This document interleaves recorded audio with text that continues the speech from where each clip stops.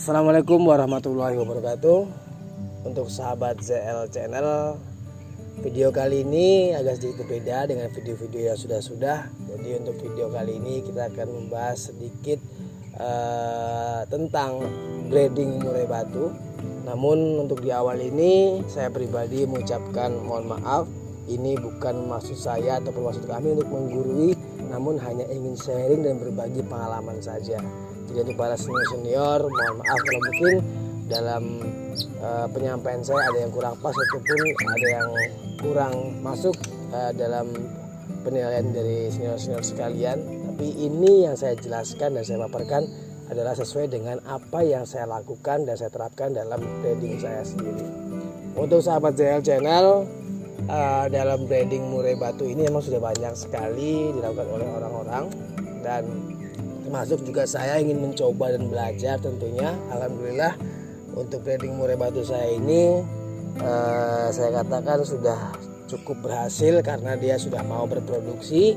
Dan memang sengaja saya punya indukan murai batu. Untuk pejantannya itu terahnya adalah awalnya saya ambil tuh dari silangan juga, yaitu indukan Nias dan indukan Medan. Akhirnya jantannya itu menjadi balak, jadi ada balak 6, dan betinanya saya ambil dari murai batu Medan. Dan ini anak-anakannya, ini adalah anak yang pertama, anaknya tunggal. Umur ini sekitar 2 bulan, ini sudah hampir 2 bulan, sudah makan sendiri. Awal adalah ini anak pertama, adalah telur pertama dari indukan saya. Awal bertelur 2 namun hanya menetas 1. Nah ini sudah umur 2 bulanan dan sudah makan sendiri. Saya angkat umur 1 minggu, kemudian menjelang 5 hari, tidak perlu menunggu lama. Alhamdulillah sudah mau berproduksi lagi, sudah bertelur lagi. Dan di luar dari ekspektasi saya, indukan saya ini di produksi yang kedua dia indukannya bertelur 4. Nah, ini membuat saya terkejut juga sebetulnya. Dan ini alhamdulillah anaknya selamat 3. Sebetulnya keempat telur tersebut menetas semua, namun anak yang terakhir tidak diselamatkan oleh induknya. Dan sekarang alhamdulillah ketiga anaknya ini dari indukan yang sama sudah mulai bisa berdiri sendiri, sudah mulai nangkring bahasa kita. Dan sekarang masih saya suap, dan insya Allah semuanya sehat-sehat semuanya.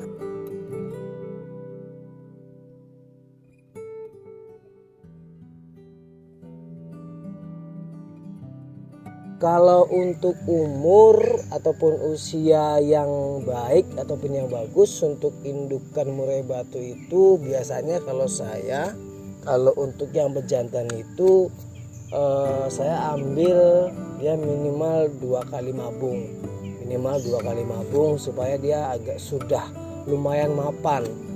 Karena biasanya kalau sekali mabung itu pejantan itu rata-rata kebanyakan banyak sekali yang terlalu galak ataupun terlalu ganas.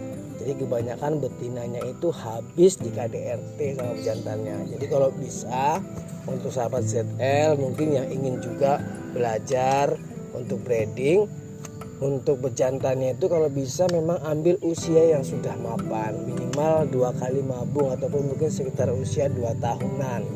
Nah kalau yang betina relatif sebetulnya kalau yang betina ini sebetulnya usia dia 1 tahun ataupun 1 kali mabung dia sudah bisa dijodohkan dan sudah bisa untuk berproduksi menjadi indukan murai batu. Jadi kalau betina itu sebenarnya lebih mudah, namun tetap mencari indukan mungkin yang punya kualitas yang bagus dalam segi fisik ataupun kesehatannya, supaya nanti anakannya juga ikut bagus juga. Jadi intinya untuk yang bejantan, untuk indukan itu usahakan ambil yang sudah mabung lebih dari 1 kali. Kalau yang betina mungkin 1 kali mabung sudah bisa digunakan untuk indukan.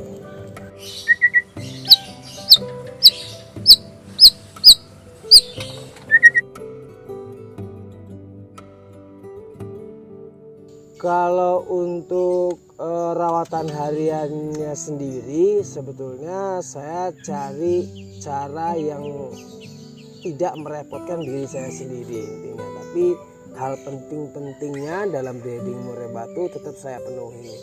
Jadi kalau memang untuk pakan, contohnya kalau untuk pakan saya memang kasih full jangkrik tanpa saya beri pur.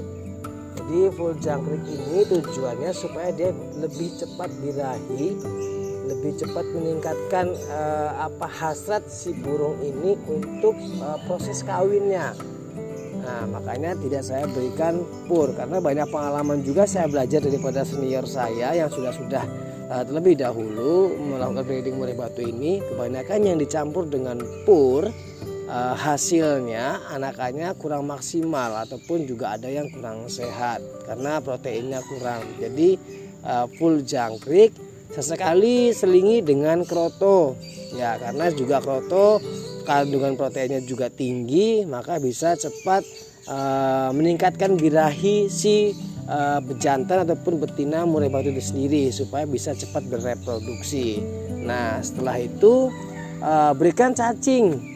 Nah, cacing ini juga bagus untuk indukan supaya nanti untuk juga kesehatan si murai batu sendiri dan juga anakannya. Nah, mungkin bisa ditambah dengan kalsium. Kalsium ini banyak juga ada di online shop, juga ada jual kalsium. Bisa juga mungkin dengan tulang sotong ataupun dengan cangkang telur puyuh ini. Nah, sotong dan cangkang telur puyuh ini gunanya adalah nanti cangkang seperti itu adalah untuk menguatkan cangkang dari telur indukan itu sendiri, jadi tidak rentan untuk pecah.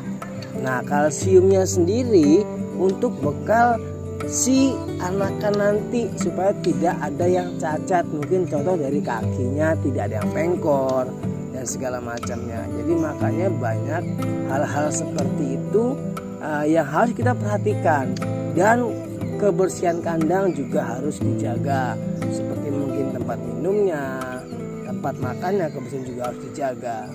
Kebersihan kandang juga nomor 1 supaya burung itu nyaman dan juga terhindar dari segala penyakit. Penempatan kandang di tempat yang bersih juga sangat berpengaruh. Jadi lebih kurangnya untuk perawatan harian seperti itu.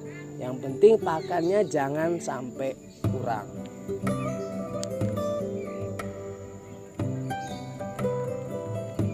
Kesulitan saya sendiri dalam belajar breeding murai batu ini, sebetulnya yang saya alami itu lebih cenderung ke tahap proses penjodohan indukan itu sendiri.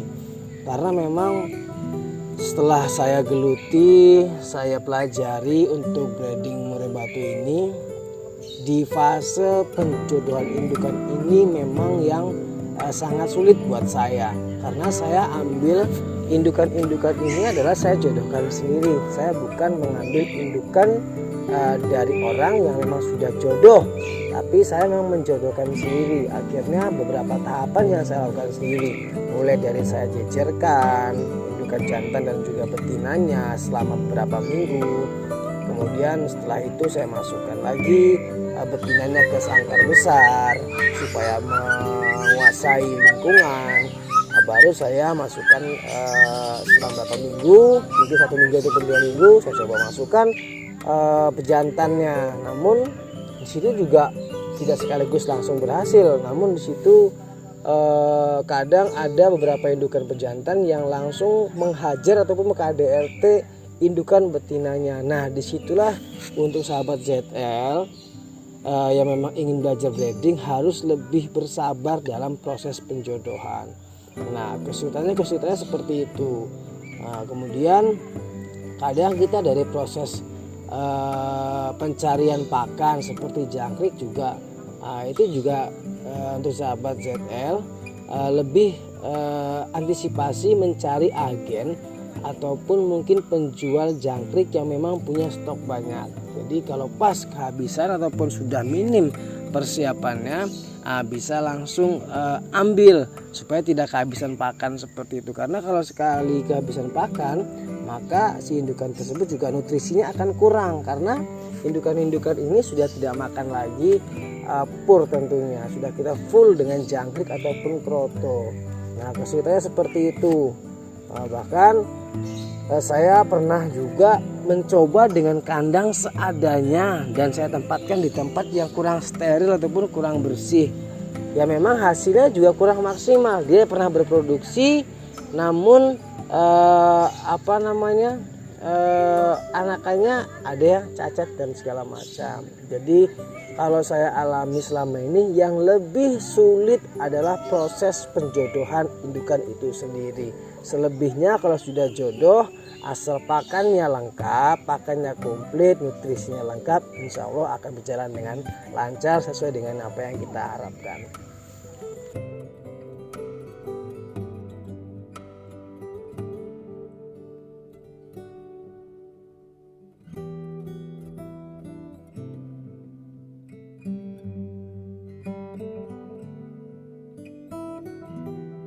Saya pernah gagal, saya pernah buat kandang dengan kandang minimalis dengan streaming dan kayu karena saya awalnya kurang ilmu juga, yang saya sampaikan di video awal tadi. Saya kurang ilmu juga, saya kurang bertanya. Saya buat sangkar dengan ukuran mungkin setengah meter kali 2 meter tapi menggunakan streaming dan juga kayu. Nah di situ burung itu lambat untuk berproduksi. Burung posisinya sudah jodoh dan bahkan saya jodohkan juga di sangkar itu. Nah lambat bereproduksi, kemudian pakannya saya juga masih pelit. Artinya saya masih hitung-hitungan untuk masalah pakannya. Hanya saya full jangkrik saja. Tidak pernah saya kasih krotom, tidak pernah saya kasih cacing tanah, dan tidak pernah saya berikan kalsium ataupun sotong ataupun cangkang telur puyuh itu sendiri. Jadi hasilnya juga tidak pernah maksimal. Pernah produksi, namun produksi sekali bertelur sekali. Pertelur keduanya itu pernah mengalami indukan saya itu macet untuk keluar, tidak bisa keluar sehingga indukan betina tidak bisa terbang. Nah, kemudian pernah juga sampai menetas, namun anakannya itu cacat. Ya, cacat, kakinya ini lumpuh semuanya. Nah, seperti itu, hal-hal itu yang membuat saya down akhirnya. Namun saya bangkit lagi, saya tekadkan lagi, saya bangun lagi, saya buat sangkar yang memang permanen. Saya buat dengan batu bata. Dalam pikiran saya mungkin ini kondisi sangkar ataupun kandangnya yang kurang nyaman, makanya saya buat yang permanen. Saya buat sedemikian rupa, saya buat dalamnya ada mungkin tempat mandinya, ada saya berikan sedikit tumbuhan hidupnya di situ supaya ada nuansa alamnya. Dan alhamdulillah menjelang lebih kurang sebulan indukan murai batu saya langsung mau bereproduksi dan alhamdulillah mau menetas dan anaknya selamat sampai sekarang. Jadi kalau bicara tentang gagal, teman-teman semuanya, sahabat ZL Channel, pasti saya sendiri juga mengalami kegagalan juga pernah. Mungkin teman-teman senior juga dulu seperti itu waktu awal mula melakukan breeding. Namun intinya kuncinya tetap sabar, tetap giat, tetap berusaha, lakukan terus yang terbaik, pelajari itu kekurangan kita apa, hal-hal penting apa yang belum kita lakukan. Insya Allah breeding kita akan berjalan dengan lancar.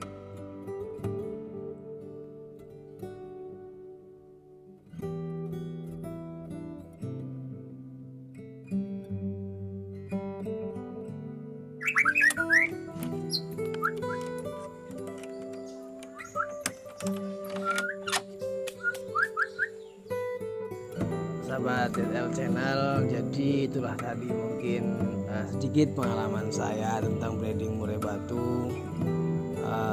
Sebelumnya kembali saya sampaikan mohon maaf untuk para senior, bukan maksud saya untuk menggurui ataupun juga teman-teman yang mau breeding, bukan saya sok pintar atau segala macamnya, namun ini hanya berbagi pengalaman, sharing saja tentang seputaran breeding murai batu. Jadi untuk teman-teman ZL Channel yang mau belajar mungkin breeding murai batu boleh, mau sharing dengan kita juga boleh, atau juga teman-teman mungkin ada yang mau ditanyakan dan segala macam, silakan boleh tulis pertanyaan di kolom komentar. Atau mungkin teman-teman dari ZL Channel ingin membuat challenge ke kita apa, atau ingin membuat video apa kita boleh sampaikan ataupun tulis di kolom komentar. Jadi ini pengalaman saya yang saya geluti, saya lakukan dalam breeding murai batu ini. Alhamdulillah pada saat ini saya sudah bisa menikmati hasilnya dari kerja keras saya. Mudah-mudahan juga ini bisa memotivasi untuk teman-teman channel dimanapun kalian berada. Dan salam kicau mania tentunya, salam breeding. Ayo kita lestarikan sama-sama satwa tentunya dalam jenis murai batu ini. Jadi sekali lagi kita dari ZL Channel mengucapkan banyak terima kasih untuk subscriber kita, dan jangan lupa untuk subscriber ZL Channel, kalau ZL Channel ini dalam waktu 2 bulan tembus 1000 subscriber, maka akan ada giveaway burung untuk teman-teman subscriber. Ya, saya janjikan saya akan berikan lovebird prospect 1 pasang sepasang. Ya, jadi ini giveaway untuk subscriber ZL Channel.